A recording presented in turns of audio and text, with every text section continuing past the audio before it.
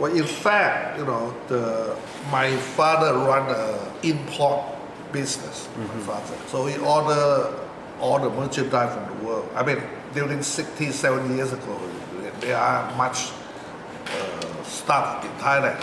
So fortunately, my dad graduated in Shanghai University, so he speak good English, write good English, so he can contact the world and buy all the stuff from the whole world and sell it in Thailand. So during that time, he already started using Fairtex name.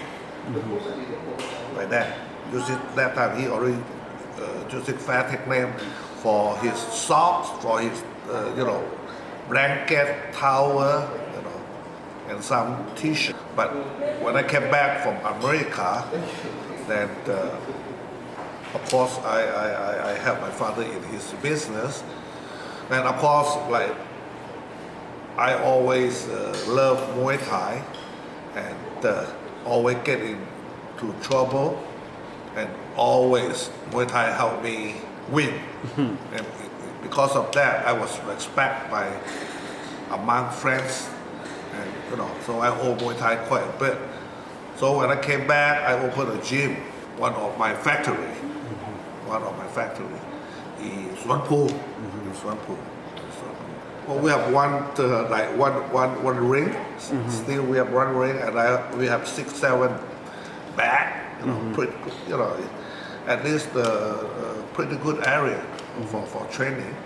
And the best part is Suan Phu is very near Lumpini Park. So all my fighters can jog inside the Lumpini Park. So we run a knitting factory, there, and I see outside have pretty big space, enough for me to open a Muay Thai camp.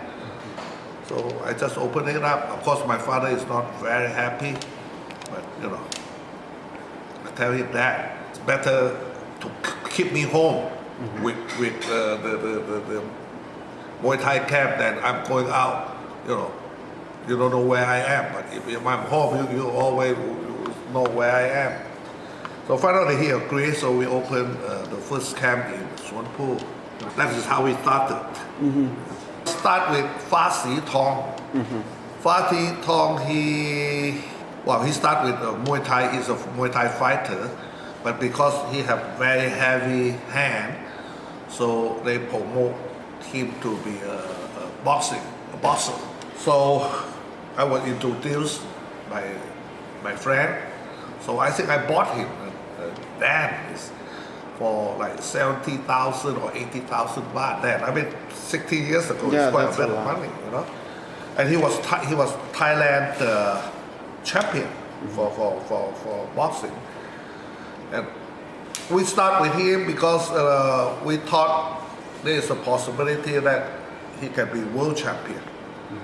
But of course, we spent quite a lot of money to promote him, and finally, during the championship fight, he lost that fight. And only that fight, I think, on that time, you don't forget 50 years ago, on that time, only that fight I lost like 200,000 baht. Because you have to hire the fighter to come over, all the expenses. So I learned my lesson. I said, no more boxing, only Muay Thai.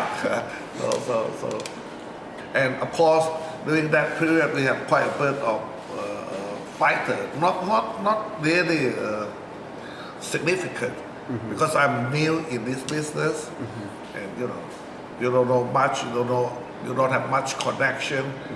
So always we get the worst fighter, okay?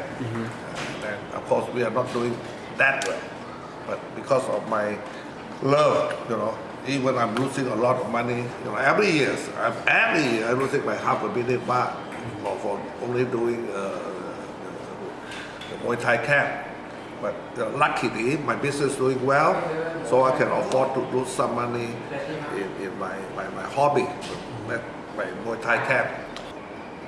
I bought one of the very, very famous fighter in Thailand. His name is called Kamlayok. Kamlayok, very famous, like top fighter of Thailand.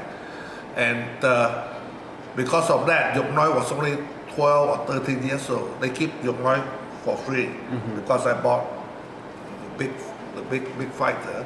So they keep Yok Noi. But it's so funny.